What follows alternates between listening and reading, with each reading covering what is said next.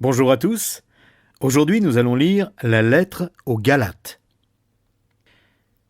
Cette lettre vous est adressée par Paul, apôtre non par une autorité humaine, ni par l'intermédiaire d'un homme, mais par Jésus-Christ et par Dieu le Père qui l'a ressuscité d'entre les morts.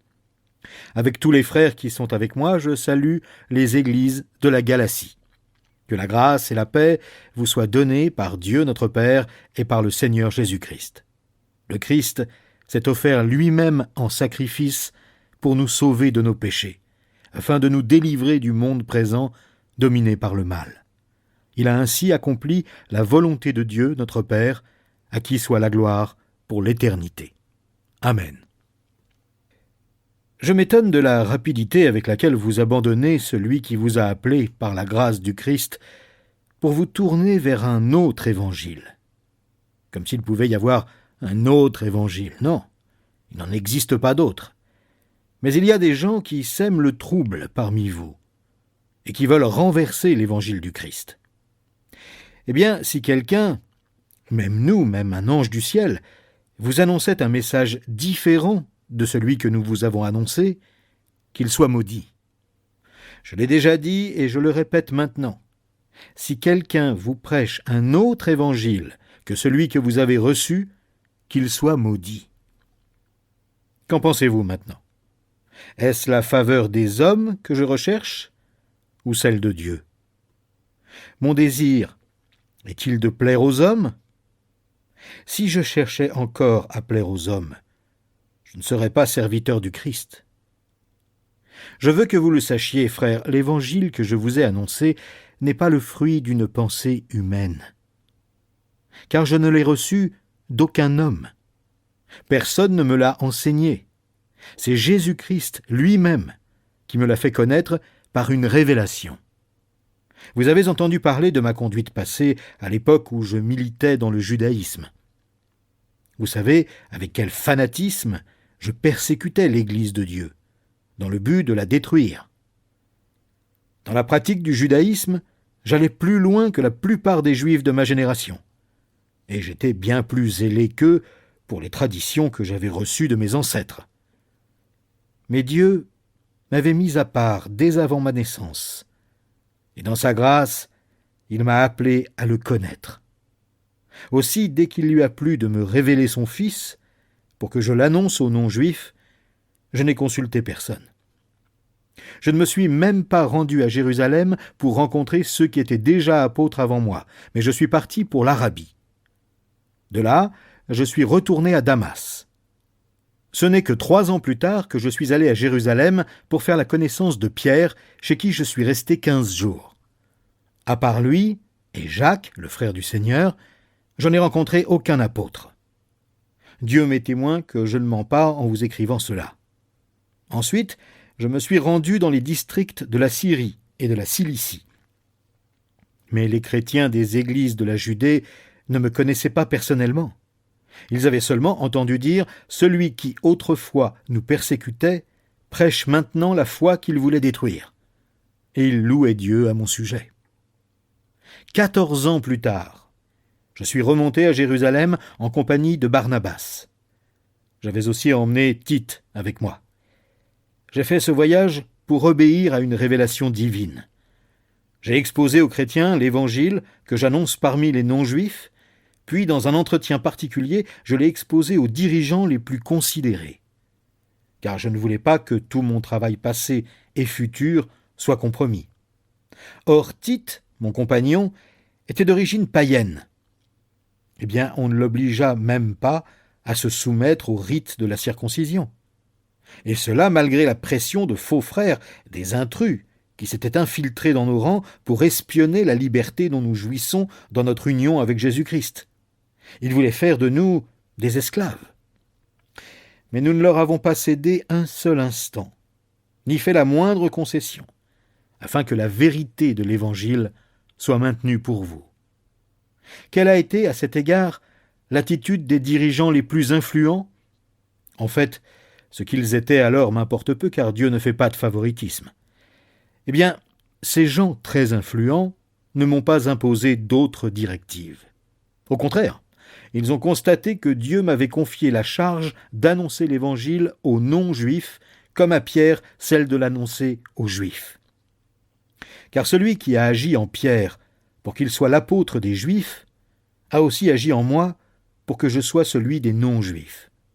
Ainsi, Jacques, Pierre et Jean, qui sont considérés comme colonnes de l'Église, ont reconnu que Dieu, dans sa grâce, m'avait confié cette tâche particulière. C'est pourquoi ils nous ont serré la main à Barnabas et à moi en signe d'accord et de communion. Et nous avons convenu ensemble que nous irions vers les peuples païens, tandis qu'eux se consacreraient aux Juifs.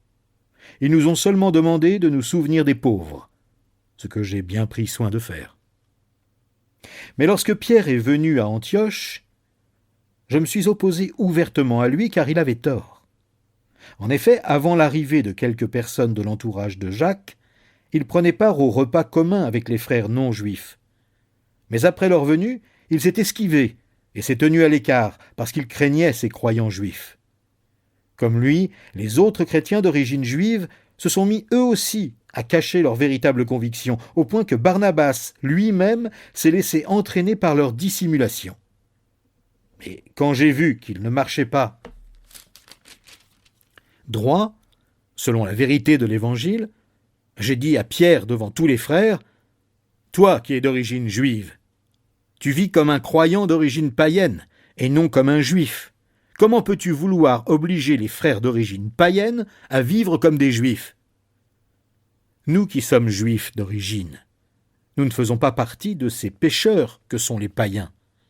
Cependant, nous avons compris que l'on est déclaré juste devant Dieu, non parce que l'on accomplit les œuvres que commande la loi, mais uniquement par la foi en Jésus-Christ. C'est pourquoi nous avons, nous aussi, placé notre confiance en Jésus-Christ pour être déclarés justes par la foi, et non parce que nous aurions accompli ce qu'ordonne la loi. Car comme le dit l'Écriture, personne ne sera déclaré juste devant Dieu parce qu'il aura accompli ce qu'ordonne la loi. Mais si, en cherchant à être déclarés justes dans l'union avec le Christ, nous, Juifs, nous avons montré par là même que nous étions des pécheurs comme les païens, cela signifie-t-il que le Christ est complice du péché ? Loin de là, car si je remets en vigueur le régime de la loi, que j'ai abandonné, alors je me place moi-même dans la situation d'un homme qui transgresse la loi. Car c'est par la loi que je suis mort au régime de la loi, afin de vivre pour Dieu. En effet, j'ai été crucifié avec le Christ. Ce n'est plus moi qui vis, c'est le Christ qui vit en moi. Ma vie en tant qu'homme, je la vis maintenant dans la foi au Fils de Dieu, qui par amour pour moi s'est livré à la mort à ma place. Ainsi, je ne rejette pas la grâce de Dieu en revenant à la loi. En effet, si c'est l'obéissance à la loi qui permet d'être déclaré juste, alors le Christ est mort pour rien. Ô Galates insensés, qui vous a envoûté ainsi ? Pourtant, la mort de Jésus-Christ sur la croix a été clairement dépeinte à vos yeux. Je ne vous poserai qu'une seule question. À quel titre avez-vous reçu le Saint-Esprit ? Est-ce parce que vous avez accompli la loi ? Ou parce que vous avez accueilli avec foi la bonne nouvelle que vous avez entendue ? Manquez-vous à ce point d'intelligence ? Après avoir commencé par l'Esprit de Dieu, est-ce en vous remettant à des rites extérieurs que vous allez finir maintenant ? Avez-vous fait tant d'expériences pour rien ? Si encore c'était pour rien. Voyons, lorsque Dieu vous donne son esprit et qu'il accomplit parmi vous des miracles, le fait-il parce que vous observez la loi ou parce que vous accueillez avec foi la bonne nouvelle que vous avez entendue ? Or, il en a déjà été ainsi pour Abraham. Car l'Écriture déclare à son sujet, il a eu confiance en Dieu. Et Dieu, en portant sa foi à son crédit, l'a déclaré juste. Comprenez-le donc, seuls ceux qui placent leur confiance en Dieu sont les fils d'Abraham. De plus, l'Écriture prévoyait que Dieu déclarerait les non-juifs justes devant lui s'ils avaient la foi. C'est pourquoi elle a annoncé par avance cette bonne nouvelle à Abraham. Tu seras une source de bénédiction pour toutes les nations. Ainsi, tous ceux qui font confiance à Dieu, comme Abraham lui a fait confiance, on part à la bénédiction avec lui. En effet, ceux qui cherchent à être approuvés par Dieu en obéissant à la loi tombent sous le coup de la malédiction. Car il est écrit « Maudit soit l'homme qui ne met pas continuellement en pratique tout ce qui est écrit dans le livre de la loi. » Il est d'ailleurs évident que personne ne sera déclaré juste devant Dieu grâce à son obéissance à la loi, puisque l'Écriture déclare « Le juste vivra par la foi ». Or, le régime de la loi ne fait pas dépendre de la foi la justice de l'homme devant Dieu. Au contraire, il obéit à cet autre principe. C'est en accomplissant tous ces commandements que l'on obtient la vie. Le Christ nous a libérés de la malédiction que la loi faisait peser sur nous en prenant la malédiction sur lui, à notre place. Il est en effet écrit « Maudit est quiconque est pendu au gibet ». Le Christ l'a fait pour que grâce à lui, la bénédiction d'Abraham s'étende aux non-juifs et que nous recevions par la foi l'Esprit que Dieu avait promis. Mes frères, prenons un exemple de la vie ordinaire. Lorsqu'un homme a rédigé son testament en bonne et due forme, personne ne peut l'annuler ou y ajouter quoi que ce soit. Or, c'est à Abraham et à sa descendance que Dieu a fait ses promesses. Il n'est pas dit « et à ses descendants », comme s'il devait y avoir plusieurs bénéficiaires de ses promesses. À ta descendance ne désigne qu'une seule descendance, et c'est le Christ. Eh bien, je dis ceci. Une alliance a été conclue par Dieu en bonne et due forme à la manière d'un testament. La loi est survenue 430 ans plus tard. Elle ne peut donc pas annuler cette alliance et réduire par là même la promesse à néant. En effet, si l'héritage du salut dépend de l'accomplissement de la loi, il ne repose plus sur la promesse. Or, c'est bien par une promesse que Dieu a accordé sa faveur à Abraham. Mais alors pourquoi la loi ? Elle a été ajoutée pour mettre en évidence la désobéissance des hommes à l'ordre divin. Et le régime qu'elle a instauré devait rester en vigueur jusqu'à la venue du descendant d'Abraham que la promesse concernait. Cette loi a été promulguée par l'intermédiaire d'anges et par le moyen d'un médiateur, Moïse. Or, s'il y a eu un médiateur, c'est qu'il y avait plus d'une partie en cause. Mais pour la promesse, Dieu seul est en cause. La loi irait-elle donc à l'encontre des promesses divines ? Certainement pas. Sans doute, si nous avions reçu une loi qui puisse procurer la vie aux hommes, alors nous pourrions être justes devant Dieu sous le régime de cette loi. Mais voici le verdict de l'Écriture. L'humanité entière se trouve prisonnière de sa culpabilité devant Dieu, afin que le don promis par Dieu soit accordé aux croyants au moyen de leur foi en Jésus-Christ. Avant que soit instauré le régime de la foi, nous étions emprisonnés par la loi dans l'attente de la foi qui devait être révélée. Ainsi, la loi a été comme un gardien chargé de nous conduire au Christ pour que nous soyons déclarés justes devant Dieu par la foi. Mais depuis que le régime de la foi a été instauré, nous ne sommes plus soumis à ce gardien. Maintenant, par la foi en Jésus-Christ, vous êtes tous fils de Dieu. Car vous tous, qui avez été baptisés en Christ, vous vous êtes revêtus du Christ. Il n'y a donc plus de différence entre les Juifs et les non-Juifs, entre les esclaves et les hommes libres, entre les hommes et les femmes. Unis à Jésus-Christ, vous êtes tous un. Si vous lui appartenez, vous êtes la descendance d'Abraham, et donc aussi les héritiers des biens que Dieu a promis à Abraham. Illustrons ce que je veux dire. Aussi longtemps que l'héritier est un enfant, il ne se distingue en rien d'un esclave. Bien qu'il soit le propriétaire de tout le patrimoine, il reste soumis à l'autorité des tuteurs et d'intendants jusqu'au terme fixé par son père. Nous aussi, lorsque nous étions des enfants, nous étions de même asservis aux principes élémentaires qui régissent la vie dans ce monde. Mais lorsque le moment fixé par Dieu est arrivé, il a envoyé son Fils, né d'une femme, et placé par sa naissance sous le régime de la loi, pour libérer ceux qui étaient soumis à ce régime.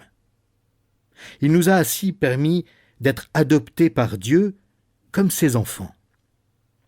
Puisque vous êtes bien ses fils, Dieu a envoyé dans nos cœurs l'esprit de son Fils, qui crie « Abba », c'est-à-dire « Père ». Ainsi donc, tu n'es plus esclave, mais fils. Et puisque tu es fils, tu es héritier des biens promis, grâce à Dieu. Mais autrefois, vous ne connaissiez pas Dieu. C'est pourquoi vous serviez comme des esclaves des divinités, qui en réalité ne sont pas Dieu. À présent, vous connaissez Dieu. Bien plus, Dieu vous a reconnu comme sien. Comment se peut-il alors que vous retourniez à ces principes élémentaires sans pouvoir ni valeur, pour en devenir à nouveau les esclaves? Vous observez les jours spéciaux, les nouvelles lunes, certaines saisons et certaines années. Je crains fort que toute la peine que je me suis donnée pour vous n'ait été inutile. Mes frères, je vous en supplie, devenez comme moi. Ne me suis-je pas moi-même rendu semblable à vous? Vous ne m'avez causé aucun tort. Vous vous en souvenez, n'est-ce pas? C'est une maladie qui m'a donné l'occasion de vous annoncer l'Évangile pour la première fois. Vous auriez pu être tenté de me mépriser ou de me repousser à cause de mon infirmité, mais vous ne l'avez pas fait. Au contraire, vous m'avez accueilli comme si j'avais été un ange de Dieu, ou même Jésus-Christ en personne. Qu'est devenu votre bonheur d'alors? Car je l'atteste, si la chose avait été possible, vous vous seriez arraché les yeux pour me les donner. Suis-je donc maintenant devenu votre ennemi, parce que je vous dis la vérité? Croyez-moi, ces gens-là déploient un grand zèle autour de vous, mais leurs intentions ne sont pas bonnes. Ils veulent vous détacher de moi pour que vous soyez zélés pour eux. C'est très beau de faire preuve de zèle pour une bonne cause, pourvu que ce soit de manière constante, et non seulement lorsque je suis parmi vous. Vous êtes mes enfants, et j'endure pour vous une fois encore les douleurs de l'enfantement, jusqu'à ce que la ressemblance du Christ apparaisse pleinement en vous. Je voudrais tellement être au milieu de vous en ce moment et vous parler sur un autre ton, car je suis inquiet à votre sujet. Dites-moi, vous qui voulez vivre sous le régime de la loi, ne comprenez-vous pas ce que déclare la loi? Il y est écrit qu'Abraham a eu 2 fils, l'un d'une esclave et l'autre d'une femme libre. Le fils de l'esclave a été conçu de manière toute humaine. Le fils de la femme libre, lui, a été donné à Abraham en vertu d'une promesse divine. Interprétons cela comme une image. Ces 2 femmes représentent 2 alliances. L'une de ces alliances, conclue sur le mont Sinaï, donne naissance à des enfants esclaves. C'est Agar qui la représente. En effet, Agar, c'est le mont Sinaï en Arabie. Elle correspond à la Jérusalem actuelle, car celle-ci vit dans l'esclavage avec tous ses enfants. Mais la Jérusalem d'en haut est libre. C'est elle qui est notre mère, car il est écrit « Réjouis-toi, femme stérile, toi qui n'enfantes pas, pousse des cris de joie, toi qui ignores les douleurs de l'enfantement, car les enfants de la délaissée seront plus nombreux que ceux de la femme mariée. » Or vous, frères, vous êtes les enfants de la promesse, comme Isaac. Mais autrefois, le fils conçu de manière toute humaine persécutait le fils né par l'intervention de l'Esprit, et il en est de même aujourd'hui. Or, que dit l'Écriture? Renvoie l'esclave avec son fils, car le fils de l'esclave n'aura aucune part à l'héritage avec le fils de la femme libre. Ainsi, mes frères, nous ne sommes pas les enfants d'une esclave, mais de la femme libre. Le Christ nous a rendus libres pour que nous connaissions la vraie liberté. C'est pourquoi tenez bon, et ne vous laissez pas réduire à nouveau en esclavage. Moi, Paul, je vous le déclare, si vous, chrétiens d'origine païenne, vous vous faites circoncire, le Christ ne vous sera plus d'aucune utilité. Et je l'affirme une fois encore, tout homme qui se fait circoncire est tenu d'accomplir la loi tout entière. Vous qui cherchez à vous faire déclarer juste par Dieu en accomplissant la loi, vous êtes séparés du Christ. Vous n'êtes plus sous le régime de la grâce. Quant à nous, notre espérance, c'est d'être déclarés justes devant Dieu au moyen de la foi.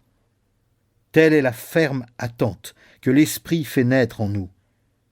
Car pour ceux qui sont unis à Jésus-Christ, ce qui importe, ce n'est pas d'être circoncis ou incirconcis, c'est d'avoir la foi. Une foi qui se traduit par des actes inspirés par l'amour. Vous couriez si bien. Qui vous a détourné de l'obéissance à la vérité ?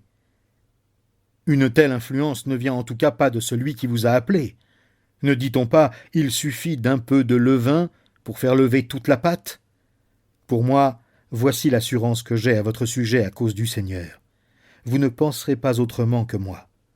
Mais celui qui jette le trouble parmi vous, quel qu'il soit, recevra son châtiment. En ce qui me concerne, frères, si je prêchais encore la nécessité de se faire circoncire, pourquoi continuerait-on encore à me persécuter ? Car alors il n'y aurait plus de raison de s'insurger contre le message de la mort du Christ en croix. Ah, qu'ils se mutilent donc complètement ceux qui sèment le désordre parmi vous. Oui, mes frères, vous avez été appelés à la liberté. Seulement, ne faites pas de cette liberté un prétexte pour vous laisser aller aux tendances de la nature pécheresse. Au contraire, par amour, mettez-vous au service les uns des autres, car la loi se trouve accomplie tout entière par l'obéissance à cette seule parole. Aime ton prochain comme toi-même. Mais si vous vous blessez les uns les autres, et si vous vous entredéchirez, prenez garde, vous vous détruirez mutuellement. Je vous dis donc ceci, laissez le Saint-Esprit diriger votre vie, et vous n'obéirez pas aux désirs de la nature pécheresse, car les désirs de cette propre nature sont opposés à ceux de l'Esprit, et l'Esprit a des désirs qui s'opposent à ceux de la nature pécheresse. Les deux s'opposent l'un à l'autre. C'est pourquoi il vous est impossible de faire le bien que vous voudriez. Mais si vous êtes conduit par l'Esprit, vous n'êtes plus sous le régime de la loi. Tout le monde voit bien ce que produit la nature pécheresse.